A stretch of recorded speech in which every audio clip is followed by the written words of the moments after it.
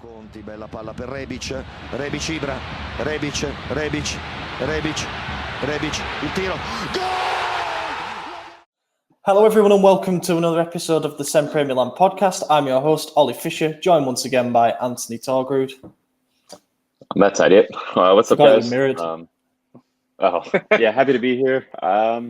It's nice not having to recap any drama, you know. Well, we have drama, but not we have drama. So do we? Gian is refusing to acknowledge the existence of a certain number 99. Maybe that's what we just call him from now on, 99. But anyway, we've got Gian as well. Pointed the right way that time. Still in the Champions League, motherfuckers, and Pioli still tired. In fact, he might be getting extended. In fact, that's a good segue. Let's start with that. How do you feel about the rumours that Pioli might be getting a contract? His current contract runs until 2022. The talk is at the moment of extending it by 1 year or two, so until 23 or 24. Personally, I think it's maybe a bit early to be looking at a 2-year extension. But I wouldn't, because obviously a coach has to work with an element of security. So if he's only got what will be 9 months left on his deal when the season starts, I can understand why that might be a hanging cloud over the team. You almost do it to silence the media more than anything. But I would be up for extending his contract until 2023 and maybe a little bit of a pay rise in there just as a reward, because he's one of the lowest paid coaches in the top 6. And I think the work that he's done has probably merited that extra year. But I wouldn't go any further than that, to be honest. And I know that sounds awful, but you don't know what's going to happen with football. You know, we might be at the point when we're ready to take that next step. And also things could go disastrously wrong. So I think to commit more than a year is a bit foolish. Personally, I wouldn't renew it until January. Personally. I think AJ had a zinger there. Oh, sorry. I did not have a zinger. No, I was just about to talk, that's all. I kept going because you kept pausing, so I was about to speak, and then you just continued. So happened a lot. No, all good. Anyways, what were we talking about? Oh, Pioli renewal. Yeah. So, I mean, I agree. 1 year max, give it till 2023 just for that security. He definitely has earned it. I wouldn't give him a big pay rise, maybe a little one, but at the end of the day, we don't know how much was Pioli masterclass and how much of it was other factors. You know, Juventus being weak with Pirlo, with Zlatan boosting us. You know, he's going to be gone at the end of this season, so we don't know if the end of next season. Sorry, we don't know if the following year do we collapse. Have we built upon what we need to do? You know, there's a lot of ifs. So I think renewing him, because nobody thought he was a long-term manager. He's already not overstayed his welcome, but overstayed his expectation.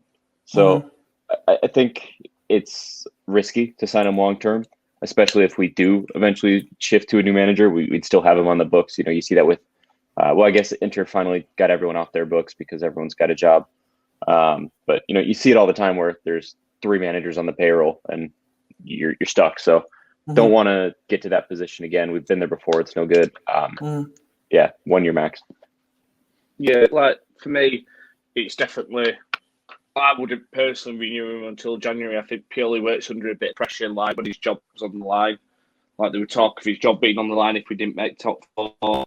Last year, Ranić were obviously close to signing, so his job were on the line then. And I just wait to see where we are halfway through the season after the Champions League groups are done, see where we are at that point, and then renewing. Or if it's looking like we still haven't, if it looks like we haven't made any progress or we're doing really badly, then you get rid of him and you pay 6 months of his contract, or you've only got 6 months left with him if he's hitting the bare minimum. So as much as he does deserve the contract extension, I still wouldn't do it personally till January. Yeah, I think you've got to give it a bit of time. Because, as AJ says, we've made this mistake before. We've gone literally all in on a particular coach, or we've hired a coach on a long contract, and next thing you know, we've got an interim in charge for the last few months of the season, like we did with Barocchi, on like Gattuso was meant to be. I think that if you look at it going into next season, we're at sort of a crossroads that's sort of 3 ways. I mean, we're either going to do worse in the league next season and miss out on the top 4. We were either going to do better, whereby we put up a better fight for the title, who knows, maybe even win it with the chaos that's going on at other clubs. Or the third option is that we we sort of stay where we are, like a second, third place team. I think 2 of those 3 are good enough for Pioli to keep his job. But one of them is still a possibility, and that's that we could get worse, we could regress. And it's not just on Pioli, let's be totally honest. The management have got a big, big summer. They've got to provide the right signings. I think the holes in our squad at the moment are pretty damn obvious, and I think they know as well. And the targets that we've been linked with, some of which we'll talk about, that have come from reliable sources, suggests to me that we know that this summer is a big opportunity for us, because it's like everyone in Serie A has decided to hit the reset button. And what that does is basically level the playing field. I would find it hard at the moment to pick a favourite for the title next season. The bookies might lean towards Juve because they're getting Allegri back and they know what a powerhouse he built before. But also they finished, 14 points behind Inter this season? That's a lot of ground to make up. I disagree with that. Go ahead. I was just going to toot Juve's horn, so if I don't have to do that, that's better. I think with Allegri, it's going to be a bit of like second spell syndrome. Doesn't always work out.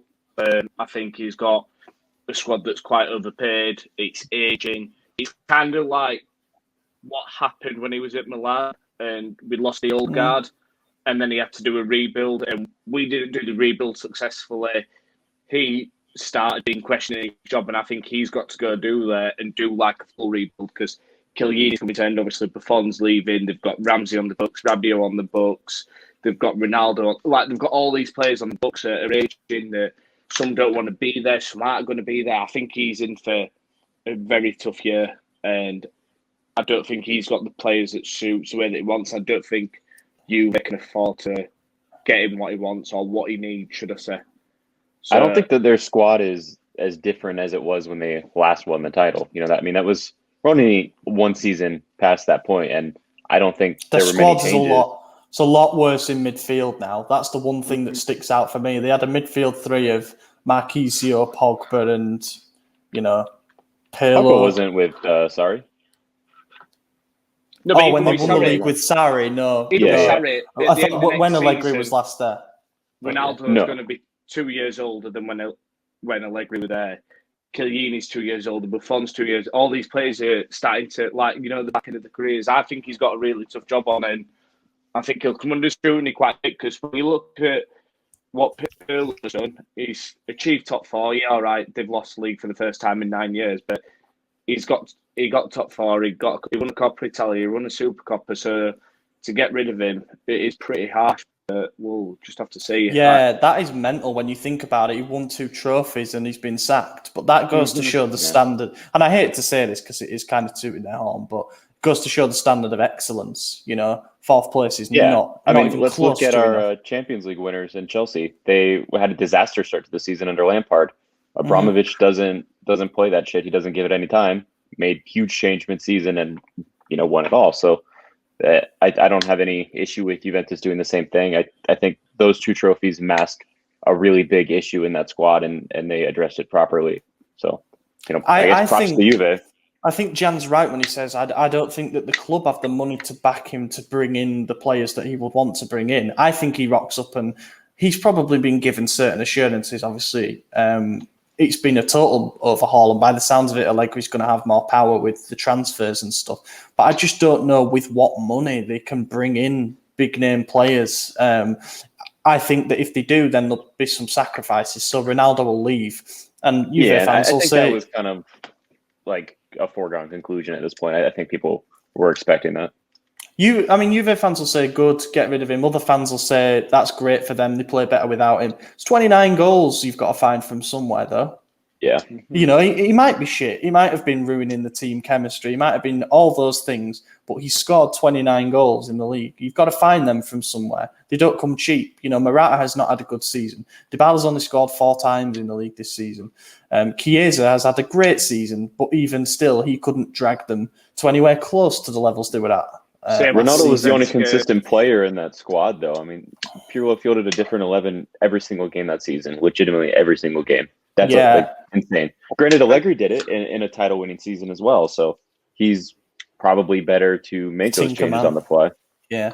But I don't know. I think Dybala is a lot more. I mean, if they could keep hold of Dybala, there's 15, 20 goals right there. I think he's enough. I think Morata will do better with consistency. I mean, he started hot when he first arrived, then obviously went off. Chiesa, I think they have enough of a foundation to build upon where they're at, but it's still going to be an uphill battle, 100%. I mean, the good news for them is, and everyone, is Inter's situation right now. So, yeah, that's a big plus. Hold on, I gotta check on my blog here. Inter, well, I'm delighted to see it. I mean, I think we've spoken a few times on the podcast about how their implosion is imminent because of their bad finances. Eventually, it catches up to you. You know, everyone was saying with this new loan that they've secured from America, they're going to be fine. No, that loan just covers the players' wages, you know, that they've got to back pay. So they are still in pretty serious shit. They've got to sell 80 million profit worth of players. So it's all right saying sell Lukaku, but they'd have to sell him for 180 million to make back that whatever it was, however it adds up, I don't know. But yeah, they're in dire straits. It seems like Hakimi's going. Whichever way you look at it, I personally don't think that Simone Inzaghi is a terrible hire for them. I think it'll be a bit of a culture shock because he's going from a club in Lazio who, if they finish in the top 6, it's been an all right season for them. And if they can fluke their way to a cup once every few years again, then they're happy. The standards are different, you know. But he does play 3-5-2, so I guess he can go in and sort of build on what's already there. But losing Conte is the biggest thing for them. He was in my opinion, with his coaching, nothing revolutionary, but he took the players that were there and he got them playing in a way that made them near enough unbeatable in 2021. You know, they just flew off and we were left behind. But I just don't say I think it's a reset button. I think it's anyone's game now next season, and that's why I think our management need to see it as an opportunity. If we get it right, a couple of the right signings, then why? So if I was to say to you now, would you have us as the favourites for the title next season? You'd say no, probably not. Yeah, no. But then I say, okay, if we make a couple of signings in the right positions, why not? Why could we not go into next season as the favourites? And it's too early to pick favourites. The only thing you could pick favourites on right now is managers, and I think Allegri is why people lean that way. I've always been kind of anti-Allegri. I know I just spent the last 10 minutes hyping up Juve, but I've always thought Allegri hasn't had the capacity to do it and that he's always been successful with a good squad. That's just always been my opinion. So I do think Juve's squad's still good enough, though. But I don't know if I'd have us favorites just because we all know our holes, and they're pretty big ones. I think with Napoli getting Spalletti, I think that's a perfect fit for them. And I think Inzaghi is the best fit that Inter could have got right now as well. We'll just see how much worse their squad gets, and it will get worse. You know, they had a fantastic squad, easily the best in the league last season. You cannot improve on that, especially with what they have to do with their finances. So they're only going to get worse next season. I would be shocked if they defend. So they're not favorites in my eyes. We're definitely top 2, top 3. But again, it depends.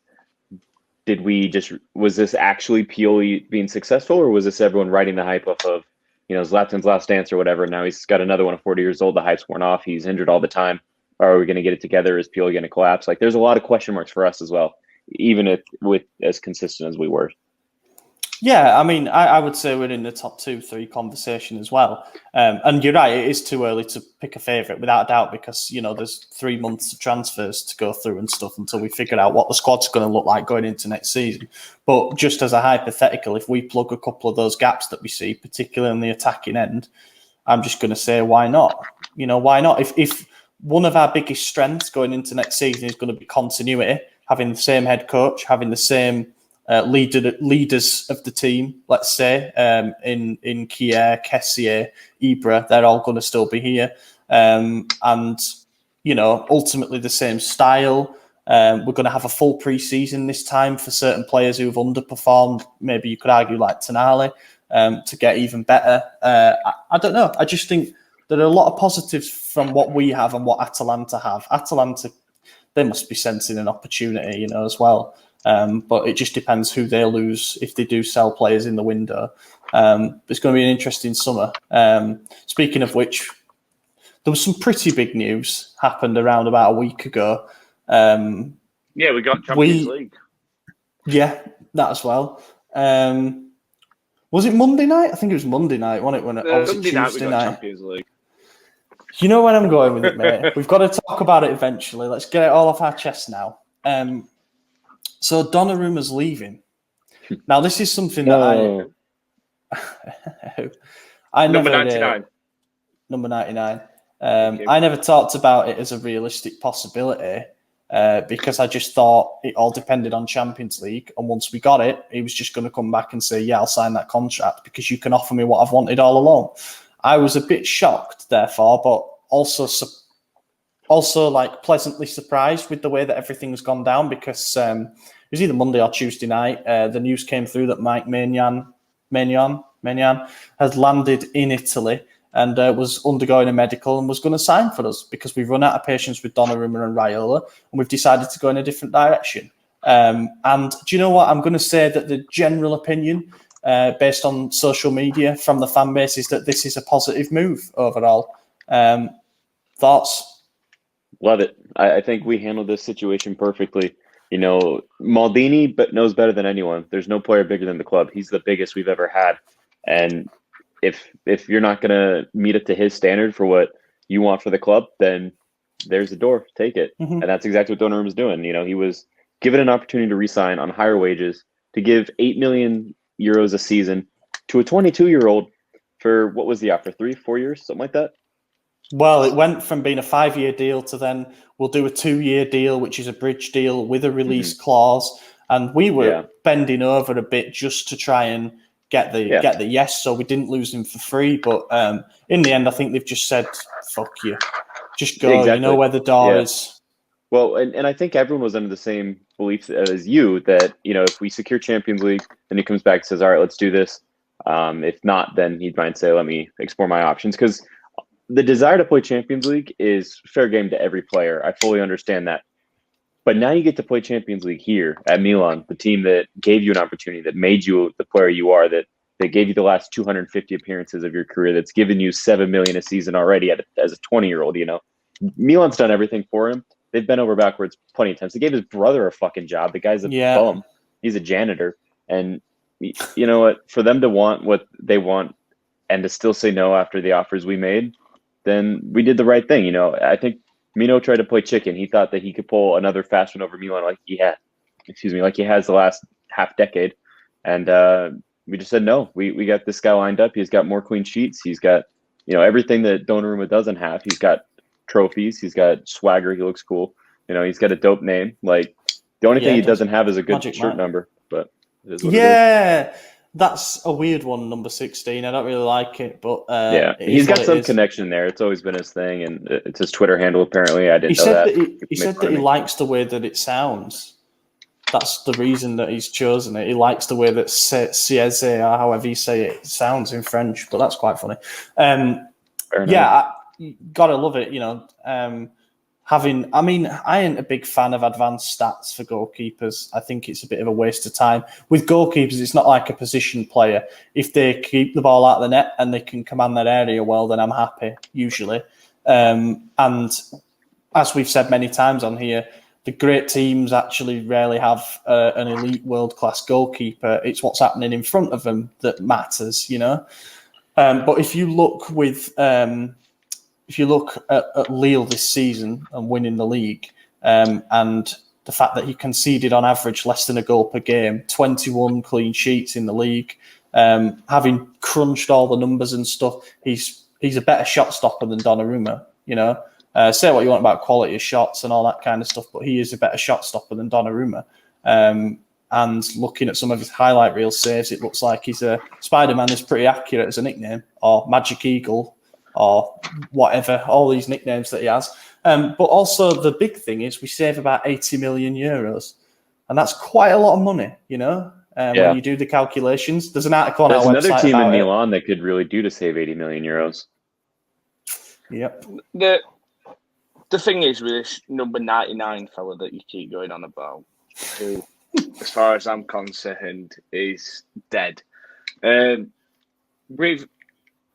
we've all done it, and this ain't like trying to be a bit bitter or anything, but we've hyped him up because of these miracle saves that he's made, like the Milik save, for example, or the Giroud against Juventus, the last-minute penalty save against Pioli and stuff like that. But the actual main side of the goalkeeper, like some of the easy shots he should be saving, like when he's being beat at his near post, the mistakes he's made, his distribution, it's not fantastic. But the fact that over the last 5-6 years he has come to our saving grace a few times and he's made these miracle saves, that's why we've hyped him up so much. And I think other teams must know that, because when Chelsea came in for Romagnoli, we made a big thing about it. No, he's not for sale, blah, blah, blah. We've rejected an offer. Why has no team ever come in for Donnarumma? This generational talent that everyone moans about, why has no one ever actually come and made a bid for him? He's now a free agent who apparently could start for any team in Europe, but no one actually wants him.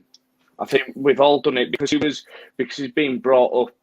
He said that he loved the club. He's kind of come through the youth system, I suppose, in a sense.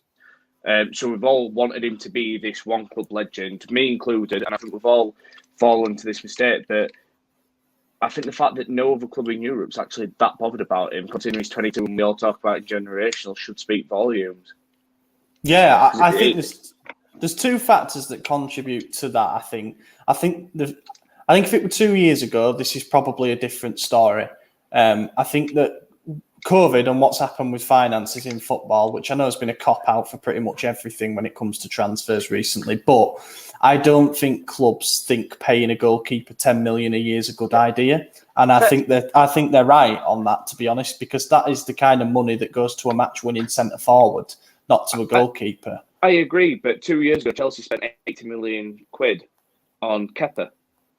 So what I'm saying is, if we all thought, like, if every other scouting network and every other club in the world thought Donnarumma was this generational talent that was worth every single penny, we'd have bit their hand off for 60 million 2 years ago because we needed it.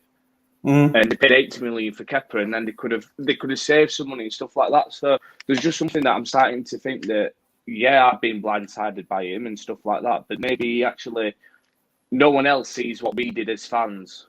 It wasn't really talked about, like Sky Sports News, for example, they never really talked about him, about being this generational keeper. It never once got mentioned that his contract running out. It doesn't get mentioned now. Outside of Italy, he's not really spoken about, like Teixeira's spoken about a lot, and all these other keepers are spoken about quite a bit, but Donnarumma never really fall into that category. Maybe it's because he's never been in the Champions League or in the Europa League, but maybe we've put him on this pedestal that he's not actually at yet, and that's why no club's willing to pay the money that's been offered. And, you know, like I said, 2 years ago, we'd have bit someone's hand off for 80 million. Alisson, for example, when he went to Liverpool, they could have come in for Donnarumma, someone that's younger, and we'd have bit their hand off for it because we needed the money back then. Yet no one actually came in for him. People coming in for Romagnoli and we were refusing it and making a big deal. So I think there's a bit more to it in that sense, but we've all been in that category. I also think it's possible that people have gone in and we're just not making a big deal out of it. You know, the management that made a big deal out of the Romagnoli thing was 3 managements ago. You know, I mean, that was a totally, that's a bygone era. Yeah, that's totally different. But I do think you're right with everything else. I mean, there's no reason anyone's going to pay the money that he wants. And I think he kind of put himself in this position. Had he not have been on the contract he's currently on, maybe he would get an offer from another club at this current contract and he would have been happy about it. I think the idea that he could continue to get a raise each and every time, because he has, and it's been a huge jump, other clubs see that as like, we don't want to deal with Mino Raiola, not for a player that we want to hold on to for 10 years. You know, you don't want to, because what happens on that final contract he gets on if he's still doing it? Is he on 15? Is he on 20 million a season? It's never going to happen. And so I think clubs just might view the risk versus reward and say, yeah, he's generational. He's one of the best up and coming goalkeepers available right now. But at the end of the day, goalkeepers don't win you titles, defenses do, and that's the back line. The attackers win you titles, and Mino Raiola is not someone any club wants to deal with. Nobody enjoys being around him. So I was just going to say that. It's not a necessity. I was just going to say, our club's looking at how the Donnarumma situation's gone down for us and the way that Raiola's behaved throughout the entire thing, and they're thinking, staying well clear of that. Yeah, you know, they don't fancy the drama. Done for our club, and they think, wow, if it's being this big of an issue for his only club, like there's no reason to bring him into somewhere new. It shows he's about money and that he's only going to go for that. And no club needs a goalkeeper right now. Who needs one? I was just going to say that how much of the problem is that you look around Europe and all of the top clubs are sorted from the goalkeeping point of view, and good luck selling a goalkeeper who's already earning big money. We're talking about a free transfer here. There is this, but then Navas is aging, Courtois is aging, De Gea is aging.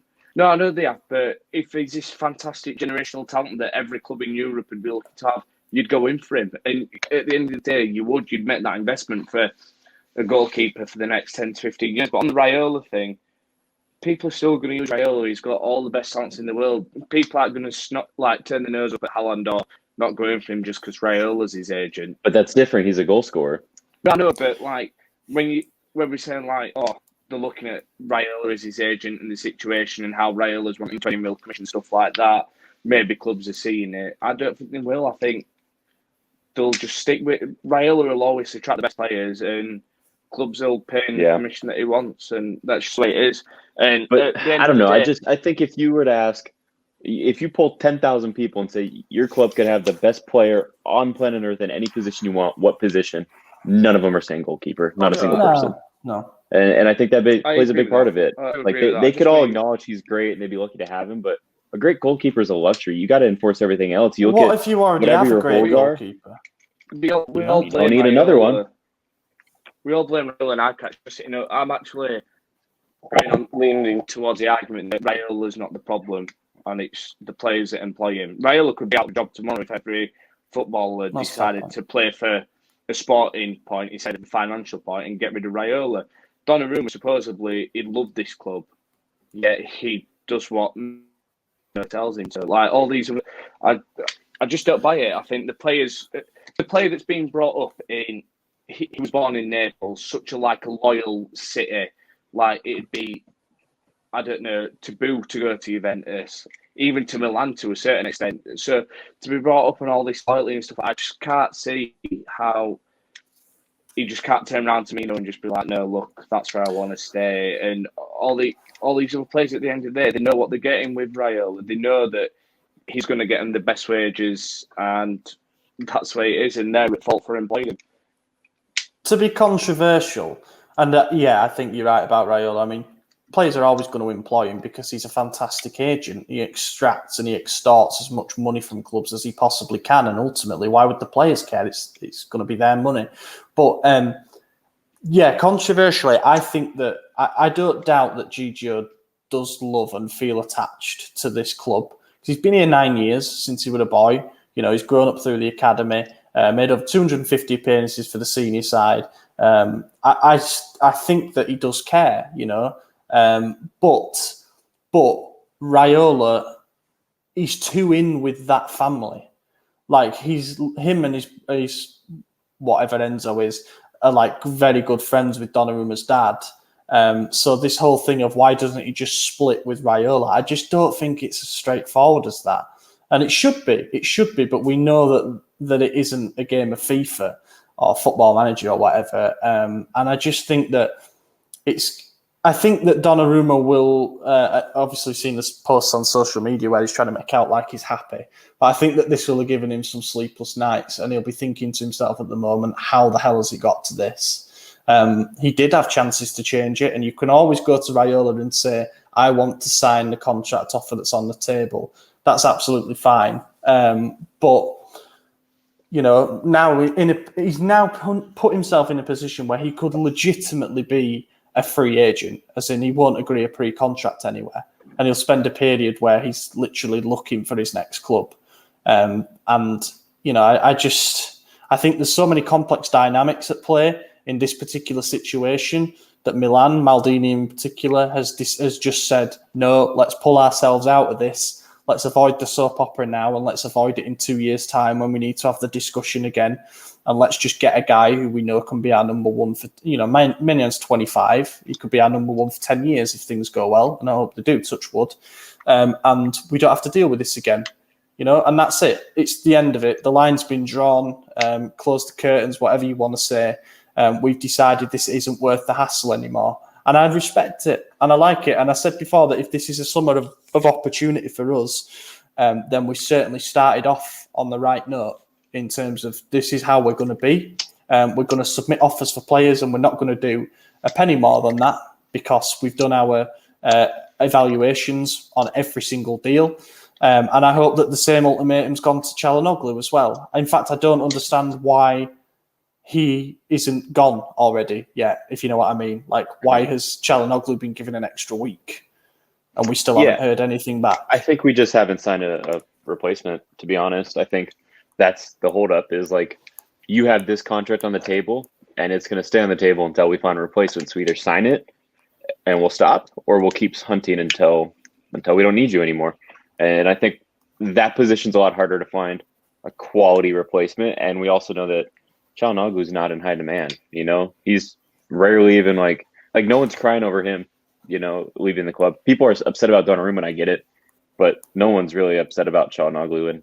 And I like him. I just don't think he's that world-class talent you're losing. If we could go and get DePaul, Ilicic, I don't know who else is available. Like, there's plenty of people you could get that are going to do a job either better or equal to what he's been doing. So I don't think it's a big loss if he walks. In fact, I'm not even against it. And I think it shows a great message. If two big players in Donnarumma and Calhanoglu leave on freeze, it shows like we're not going to be toyed around. You're either going to renew when we give you an option, or you're going to leave. And that's it. I hope that extends to Romagnoli this summer as well, by the way. Mm-hmm. But we say you either come to the table and renew at the same salary you're on now because you've not earned a pay rise, or we're going to sell you and we'll find a way to replace you. I think Romagnoli's going to stay. He's actually one person I believe, apart from like Calabria and stuff like that, that genuinely cares about the club. And I think he's going to end up staying, and it's going to prove my point that we can do it without Raiola. And he's going to stay. He's going to be like, look, I'm the captain. I want to stay. I want to fight for my place. I've worked hard for the last 6 years to get Milan back into the Champions League, and I want to keep going with that. So I think he stays. And Calhanoglu, just get him gone. If he's not signed that contract now, who cares? Just go into the first weeks of the transfer market without a number 10 secured. I'm personally not that bothered. If you don't want to be going, I think after redeeming Tomori and Tonali, the management's next job has to be sorting out the contracts of Kier, Calabria and Kessie, and give them 2 weeks to sort out the contract or say, right, you're up for sale and you're gone. We can't be in this situation next year. The thing is, we know that we won't have a problem with Calabria, Kier and hopefully Kessie. You know, they're all expiring in 2022. So in other circumstances, it will probably be a crossroads where they either renew or we sell them. But Calabria's going to stay. We know that. Kier's going to stay. I hope Kessie gets the pay rise that he deserves and stays. And then we'll see about Romagnoli. But then are we in a situation with Kessie where he gets his pay rise that he deserves after, let's face it, his first full, consistent, best season at the club? So we can't double his wages based off that, because that's what we did with Donnarumma. And then, you know... Is he asking to double? I thought we were just giving him 4. What is he on now? More than double his wages. Yeah, apparently he's on 2.2 now. He apparently wants 5 or 6, depending on which sources you tend to believe. The thing with Kessie is, if we don't pay him 5-6 million a year, some other club will, 100%. You know, he'd have it, any of the Premier League top 6 are having him. We got the situation where we said, like with Donnarumma, he'll sign the contract if we get top 4, and we're sure that Calabria and Kessie will sign. But why are we? If they haven't done it by the first few weeks in the market, then just get rid of them. I don't care how much they love the club. If they love it that much, they'll sign. There's nothing that, other than more money or ridiculous amounts of money, there's nothing we can offer them that any of the club can when we're playing in the Champions League. So for me, it has to be solved quickly so we're not back in this situation next year. Yeah, I think in a way, even though it's become a soap opera and it's dominated the media and it's probably been more negative than positive, I think the Donnarumma and Calhanoglu things have taught Maldini and Massara a valuable lesson moving forward, which is to always act ahead of time. I don't buy into the critics of Maldini who are saying he should have had this Donnarumma situation sorted last summer. How can you possibly do that? If he isn't willing to come to the table, or he's asking for, we need to get into the Champions League, it's literally impossible. The thing is, with that, Donnarumma's already said that I listen to Raiola, or I do what Raiola tells me, whatever. Raiola could have been in his ear saying, you don't sign a contract, I'll get you more money elsewhere, I get a nice commission, you just stay there for a season, that's it. We've done, Maldini's hands are literally tied. He can't. Everyone thinks that as soon as come with an offering, except that offer that player's going there, Donnarumma could be like, no, I want to stay. Mecca's like, turn down the contract offer, for example, from Real Madrid if they'd have come in for him. Let it run down the year. Raiola gets a nice commission. Donnarumma gets a wage hike, and he leaves free. Milan is nothing. Maldini is literally hopeless in this situation, helpless in this situation. He can't do anything about it. His hands are literally tied. I like the fact as well that I think he's almost sensed that and thought, no, I ain't having me or the club taking the piss out of. I'm going to take back control and say, you can go. And if any of the others don't like it, Calhanoglu, all them expiring in 2022, you know where the door is as well. We mean business this time around. We are not going to be slaves to players. We're going to be the ones in charge. And I like it. I respect it. It's firm and it's efficient. It's what we've been lacking for so long is some ruthless management. With all those players that we had that were tagging along for years, just all those crap signings that were like third and fourth choice midfielders, and we couldn't get them off the books. And, now they're talking about maybe letting Laxalt go on a free, just so we can get him off the books because he isn't part of our plans. And the last thing we need is a player in the squad who's not wanted. And it's ruthless. And we have been sorely lacking that for some time. If you look at Juve, and obviously they've not got the league this year, but their model of dominance over the last 9 years, same in if you look at Bayern Munich in Germany, obviously they're working with more money and stuff, but cutthroat, we believe this is right.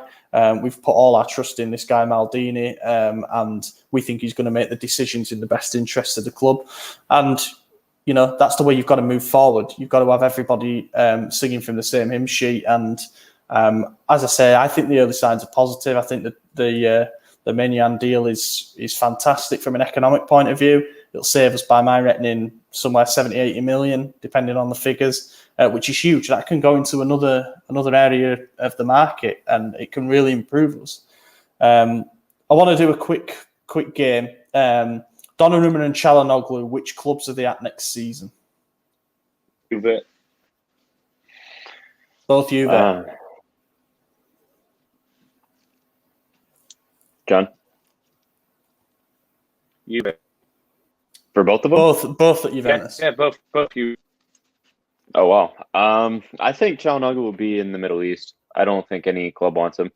I think his whole hype was being a free kick specialist, and he proved that he's not. So no one really wants him.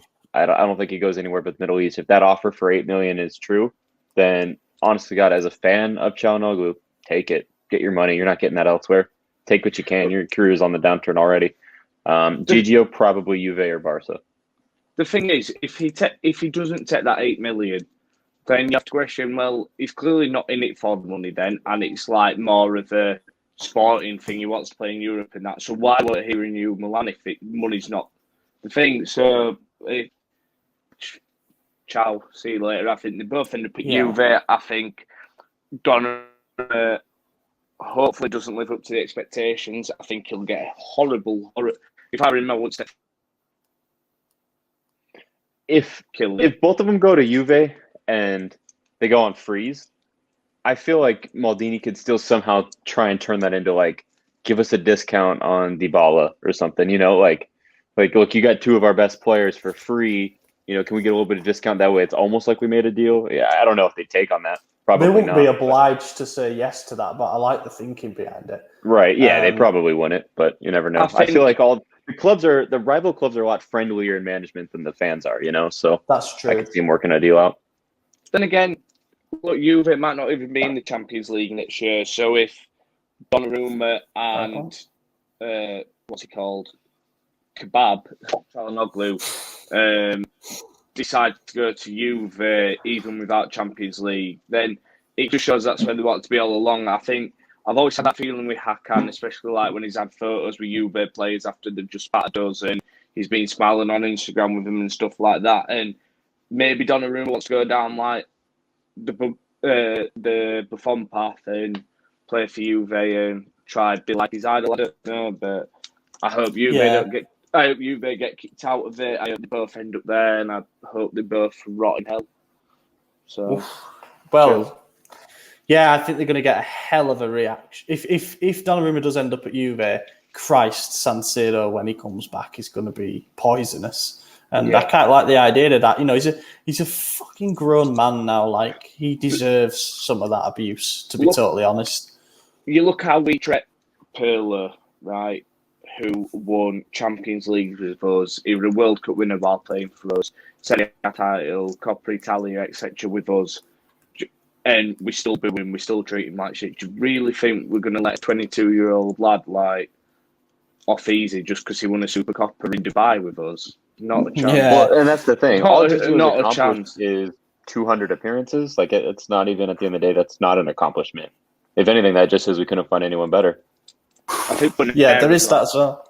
250 appearances with us, like, it is what it is. He had the chance to break records with us, didn't he? That's it. And he's chosen something else. He's ultimately chosen. People say this is the club choosing. No, Donnarumma chose and Raiola chose by not answering to the renewal offer. And that's the way it was. We were left on red, and we've decided to go to the next match, which is Maignan. And yeah, I think Donnarumma goes to Barcelona. I believe the sources that are saying that's real. Because I think Ter Stegen will probably end up back in Germany somewhere. So it'll be interesting if that does actually happen. Calhanoglu, I don't think he's going to go to Qatar. By the sounds of it, he doesn't fancy it. And I understand that, you know, he's pretty much got a spot in the Turkey squad nailed regardless, because he is one of their better players, relatively speaking. So it's not like an international prestige thing. But I think he will end up at Galatasaray at some point. Like, it's nailed on because they're like Ozil did with... Yeah, so I think he just needs to find that club in between. I don't think he ends up at the Premier League. I wouldn't be surprised if Calhanoglu ended up at Juve. So I'll go with that. I'll go with that. Right, let's do some listener questions, shall we? First one from Vladimir. This is an interesting one that we haven't talked about at any point on the podcast so far. In early January 2022 to early February 2022, we'll be without Kessie and Benacer for the whole month because of the African Cup of Nations. How should the management approach this? Rely on Tonali and Krunic for the whole month, play Calabria there again? What if we have key fixtures? Should we buy an extra player for that position? It's definitely something we need to plan for, because losing literally the pivot of our team for a month is difficult. And they're both going to qualify, obviously. Algeria and Ivory Coast are good teams. Yeah. I mean, fingers crossed they don't qualify, but yeah, we're going to have to sign a couple players in the position, and the management already knows that. You know, that's something they've been looking at. I'm sure it's been brought up. You know, I'm sure the players have even said, like, yo, if we qualify, like, you're going to need something going on here. And Tonali's going to be fantastic, so expect to see him, but we'll have to get another. And if we're still in Champions League at that point, well, knockouts would be February if we're there, so I don't think we'd have to worry about that, but yeah. We'd have what, 4, maybe 5 Serie A games in a Coppa Italia fixture. We won't have any Champions League fixtures by that point. Yeah. Not to mention, like, that'll be the window, so I'm sure we'll get someone on loan. Yeah, exactly. Like, in league on loan. It all depends on what the fixtures are looking like then. I think if we have a real tough schedule without them two, then it's going to be difficult. And obviously, I know there are other teams that are going to be affected by it as well, but it does feel like it will hit us harder. Tonali's going to be in there, obviously we know that. Then I think we are going to sign a fourth midfielder, whether it's someone like Svanberg, who we keep being linked with, or Lokonga, or somebody of that mould. And then I think we'll have that player that's a bit of a wild card who can play multiple positions, but either Krunic or Pobega, somebody like that, who can play defensive mid if really needed. But it's not ideal, but some situations are going to force that, and I think this is one of them. You can't ultimately have 6 central midfielders on your wage bill just because 2 of them are going for a month. So I think we more need to just bodge it and see what we can put out there in the month of January. I think we'll just see who's available in January. And it just be that. I want to say that simple, but you're going to have a player guaranteed in Serie A in January time that's out of favour with his club, that you can just get on a 6-month trial loan. A bit like Mete, maybe Nkulu, is it, of Torino or something like that? I don't know. Maybe we just sign Mete. I mean, the option's cheap enough. Maybe he just becomes permanent. I do hope we sign Mete. Maybe like Frigerio gets a shout in this period of time, depending how we're doing in the league, what our fixtures are like. Because we could have 6 easy fixtures, or we could have Inter, Juve, Napoli, Roma, Atalanta, right? All one after another. So I think it all just depends on.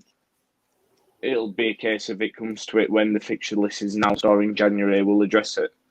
I think if we don't address it this summer, then they will definitely address it in January and just see who's available on a cheap. Maybe look at expiring contracts in 2022 and try get them 6 months early. Yeah, I'm sure they've got a plan for it. Might actually need to mention at this point as well. Benacer's had foot surgery, so he's going to be out for 4 to 6 weeks. But it's good that I think it's 4 to 6 weeks. It's good that he's had that now, so he should be back for pre-season. Yeah. Calabria did it as well.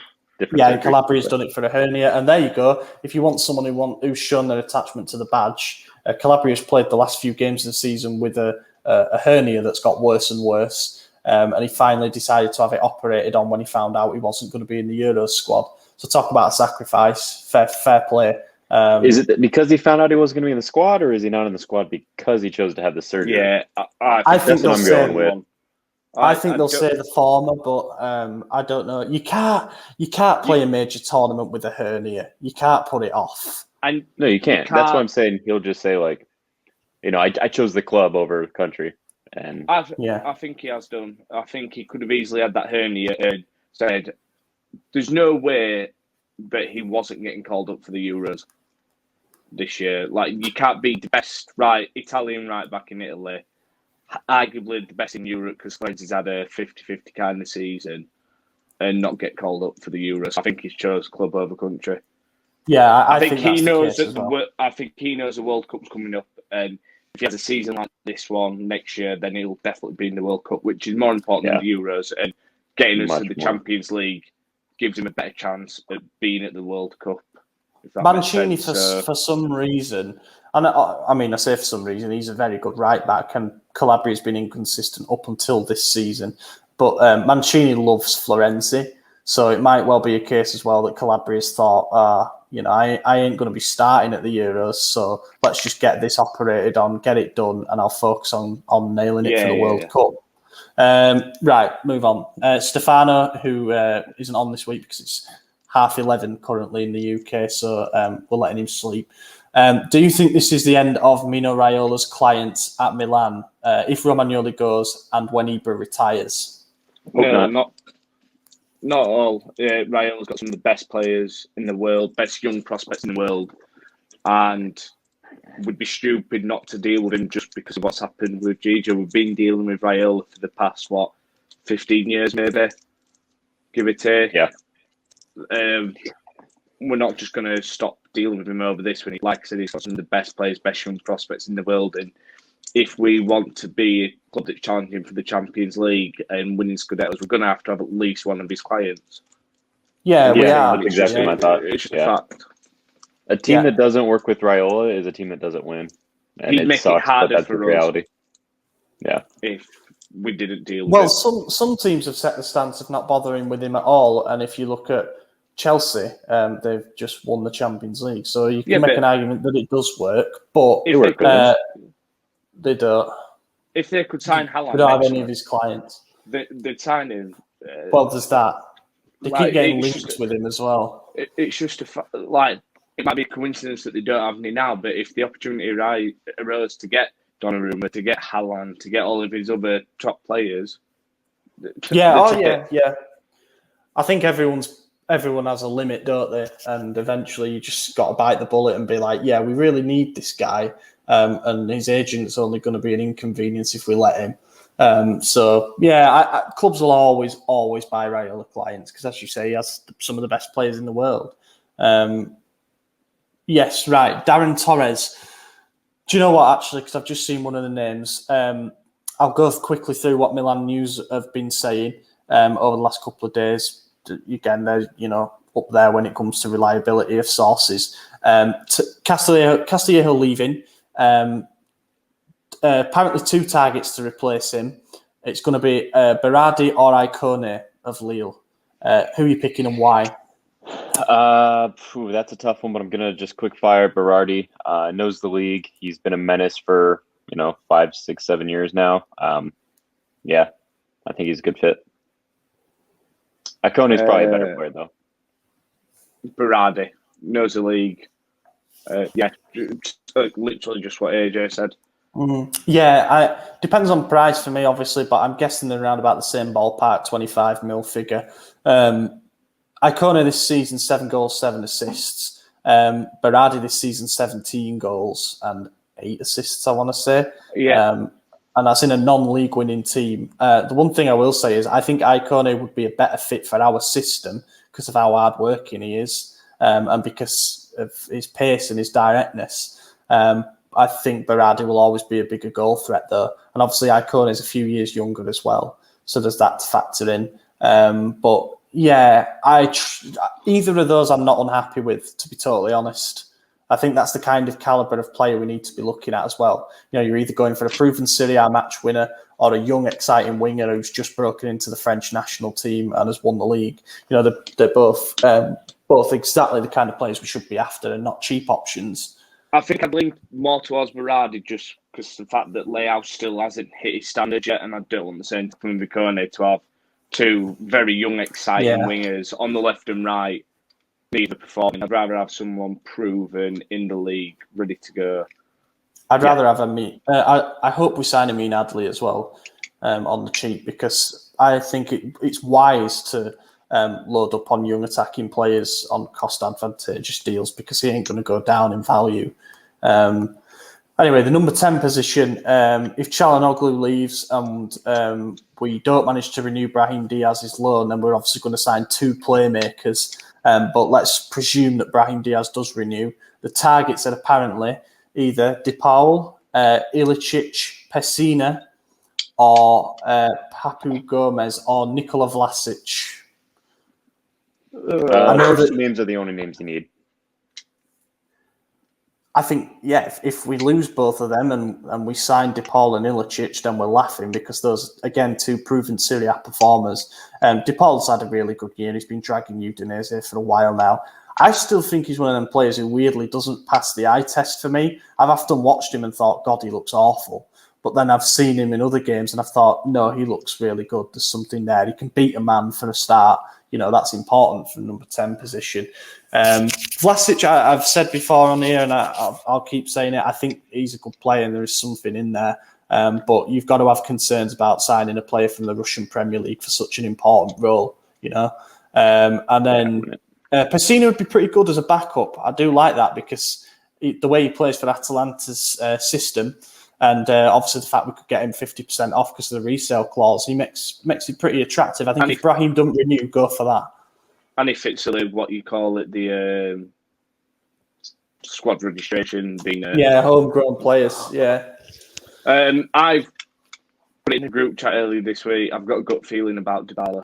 I don't know why. I just really, really think it's going to be like that Bonucci signing where it just comes out of nowhere and boom, it's done. I really think we're going to get him. If Diaz doesn't renew his loan, I think we'll get a DePaul or a Dybala, and then we'll get an Ilicic, a Pessina as a Kanye, a cheap option that's also very good. Good backup. Yeah. Good rotation I think option. Ilicic is better than DePaul. The problem is he's older. What is he now? He's 32, 33? 33. Yeah, but I think he's better. If he's got 2 top seasons left in him, then that's perfect. Fell off a cliff in 2021. Yeah. Malinowski. Oh, I like that a lot. Malinowski would be great. My only issue is we're getting someone like Ilicic and then getting someone like Giroud. We'll be kind of going down the path of looking to win now, and then 2 or 3 years. We should probably talk about Giroud. if that makes sense. What do we Giroud. I think you said Giroud. I was like, why? Okay. No, what do we think about Giroud? I mean, it sounds like we're closing in on agreeing terms with him.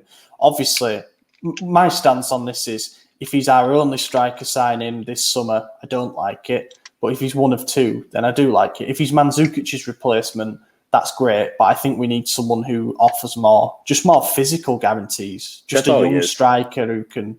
He'll be a Mandzukic replacement. I can almost guarantee it. I mean, he's aware of where he's at in his career. He knows he's not starting over Zlatan, but he knows that Zlatan can't start 38 games. So he's got a spot there. And I think there's going to be someone else to come in as well that'll play maybe the Cup. And he could start, the Champions League group stages. But, I mean, he's a World Cup winner, Europa League winner, now a Champions League winner, Premier League winner like 2 times over. You can't go wrong with a player like Giroud. And he will hold up better than Mandzukic from a physical point of view. He's been playing.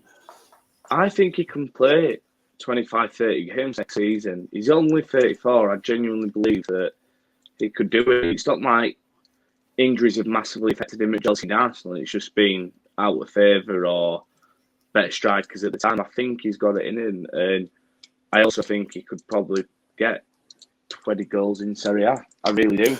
Yeah, I look at some of the quality of striker that have come over to Serie A and just ripped the league apart. And I think Giroud is a very underrated striker. He's good. He's very, very good in the sort of similar areas that Zlatan is. Obviously he's an aerial threat despite being lesser build physically, but he's just so good with link-up play and build-up play. And instinctive finishing and all the kind of things you would want when we've been putting in the crosses that we have and not had anybody on the end because we've got Rafael Leao running around up front like a headless chicken, or you've got Ante Rebic who's playing near the corner flag. We need someone like that. We need someone dependable. I stick by if he's the only striker that we sign, then I think it's a risk. I still think it's a risk. But if we sign a young striker as well who can grow, I don't mean like a Scamacca type. I'm not saying let's go out and spend 30 million on some kid, but someone, someone young and exciting, then that would be good. I think the only issue is Giroud really going to leave Chelsea's bench to come on our bench? I think he's got the guarantees there that he's going to be our leading striker. I just can't see how he leaves the Premier League, leaves London where he's been set for the past few years, Champions League winner, still in the France squad. I can't see why he'd come to our bench over Chelsea. Well, it's a free transfer, isn't it? Yeah, it would be a free transfer. But I think Chelsea is still in negotiations with him, aren't they? I've not seen anything to suggest that he's going to sign him. Because their plan is to sign another striker because they don't think Werner is good enough. And I mean, do you know who would be good if it were for the right price? The good young striker would be Tammy Abraham. Well, and he got left out of the Champions League squad. So I was about to say, with our kind of good relations with Chelsea, why don't we be sneaky and try loan for option on Werner? Yeah. I think our relations are good with Chelsea until we try to get a lower price for Ziyech. There's a player who's out of favour and could come on good terms. Werner, I think they're going to stick with because they've spent so much on him. But would love it, though. Even if it's just a loan, fuck it. I'd develop that player. What about Hudson-Odoi? Now, I think he's gone off the boil a bit, but I think he's shite. I hadn't seen a good game from him in a while. I just want to ask this because we were talking about DePaul. YM Guna, what do you think about the 25 mil plus Hauger offer for him? I've seen it where Hauger's on loan and I've seen it where he's permanent. If it's a loan, then that's, the easiest yes of my life. But, I'm not opposed to him leaving permanently. I just would hate to see it after the hype that we brought him in on, Give him a chance. Give him a season. Sticking with Rebic and Leao, then it's going to be hard for Hauger to get games next season again. And we know how he's been treated this season. I think he leaves on loan regardless if he doesn't leave as a counterpart in a deal. But if you're sending an offer to Udinese for DePaul and you've got a cash sum and player, there are probably 5 players that I'm including ahead of Hauger. Players like Pobega, who I still don't think is going to be a great fit for a 4-2-3-1. Yeah, players like Brescianini, maybe even Gabia. Players and I know that don't give you what Hauger's giving you in terms of value to bring that down. Pobegga's probably a 15 million player, though, and that's what they're saying Hauger is.